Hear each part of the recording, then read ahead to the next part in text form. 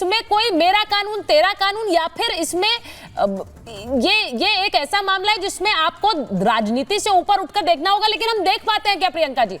वो कह रहे हैं कि आप ये कानून पहले क्यों नहीं ले आए? अब एक कानून तो केंद्र में है, एक कानून केंद्र में है। प्रियंका जी ने सुनिए, विमेन प्रोटेक्शन बिल जो है, भारतीय न्याय संहिता जो है, सब चीजों में महिलाओं के लिए ऑलरेडी बोला गया है। हाँ। उसमें सजा के भी प्रावधान दिए गए हैं।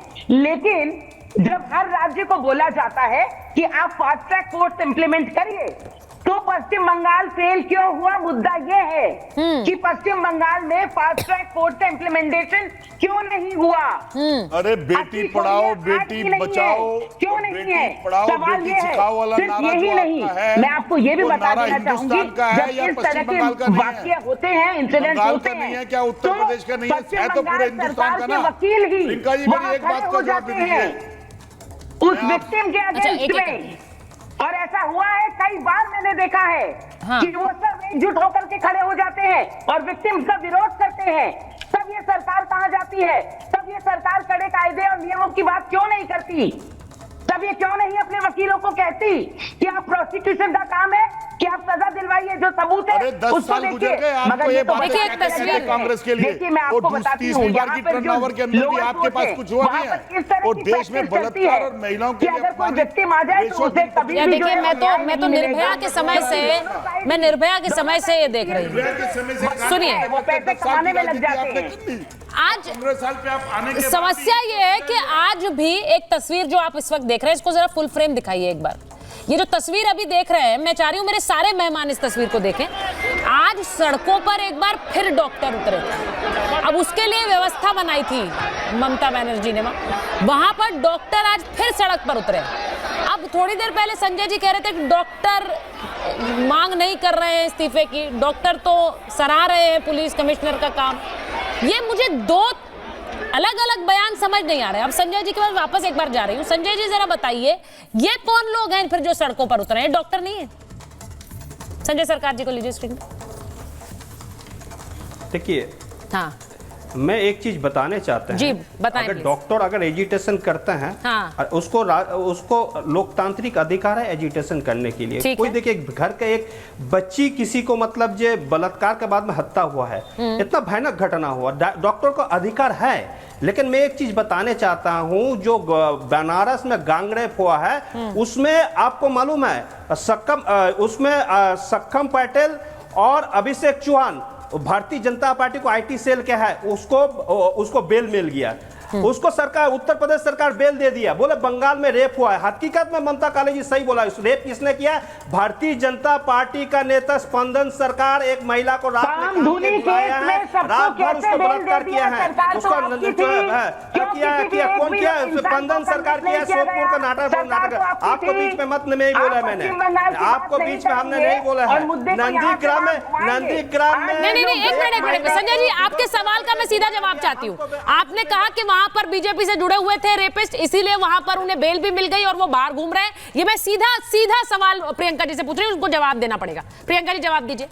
देखिए, बिल्कुल जैसे कि इनके पास जवाब ये है कि कामधुनी में जितने लोगों को बेल मिली वो कोर्ट ने दी, टीएमसी ने नहीं।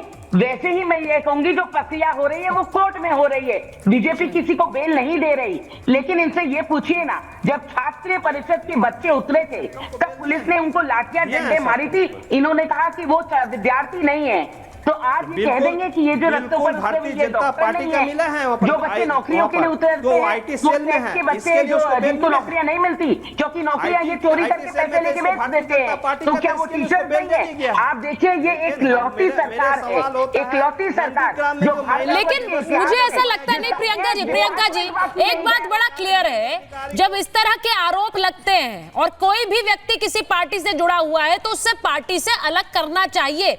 मैं ये नहीं कह रही हूं कि आरोप लगने के साथ ही यह साबित हो जाता है कि वो दोषी है, लेकिन अगर आप लोग भी ये करेंगे, आप भी ये करेंगे और सारे राजनीतिक दल के लोग ये करेंगे, तो फिर तो मुझे नहीं लगता है कि सवालों का कोई जरूरत भी है।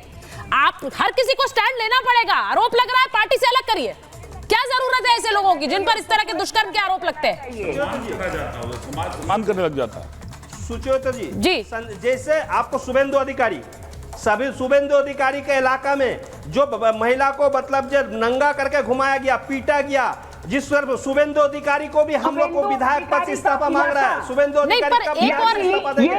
इसके लिए महिला को साथ में जो घटना घटा, लेकिन वो घटना घटा ममता काले में नहीं पड़ता, वो महिला थे, वो भी महिला थे, इनसे पूछिए ना, शुभेंदु अधिकारी वो भी महिला थे, मुख्यमंत्री जो महिला को भारतीय जनता मुख्यमंत्री जो शुभेंदु अधिकारी के इलाके में आ रही थी, बनारस में पब्लिक ने हराया था मुख्यमंत्री। अच्छा, एक और सवाल है। मैं जरा एक बार अजीज खान जी के पास जाऊंगी, उसके बाद कुछ तस्वीरें दिखाऊंगी, क्योंकि हमारे पास जो तस्वीरें आज आई हैं संदीप घोष की, वो भी जरा दिखाना चाह रही हूं। लेकिन एक बार मैं अजीज खान जी के पास जा रही हूं। अजीज खान साहब, मैंने शुरुआत एक सवाल से की थी।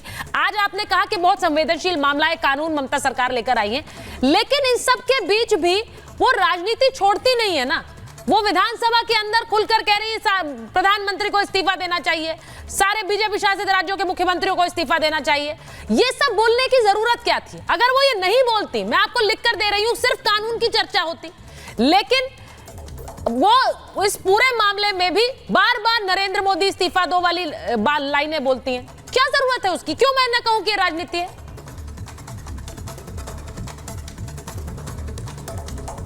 देखिए सुचेता जी, 2-3 बड़ी इंपॉर्टेंट बात है और उसको सुनना बहुत अहम है। देश को तक भी ये बात जानी चाहिए। आप भी ये जानती हैं कि वहाँ सीबीआई की जांच चल रही है और सीबीआई केंद्र के अंडर में आती है, अधीन है, केंद्र के अधीन है। सीबीआई जांच कर रही है और बड़ी गंभीरता से जांच कर रही है। लेकिन जब से सीबीआई की जांच हो रही है, आप इस बात को गौर करें कि लगातार बीजेपी अपने अलग अलग सेल के द्वारा वहां पर प्रदर्शन करा रही है। अब अगर प्रदर्शन होगा पूरे देश में, बंगाल में, तो तमाम काम में बाधा हो रहा है, तमाम तरीके की दिक्कतें पैदा हो रही है।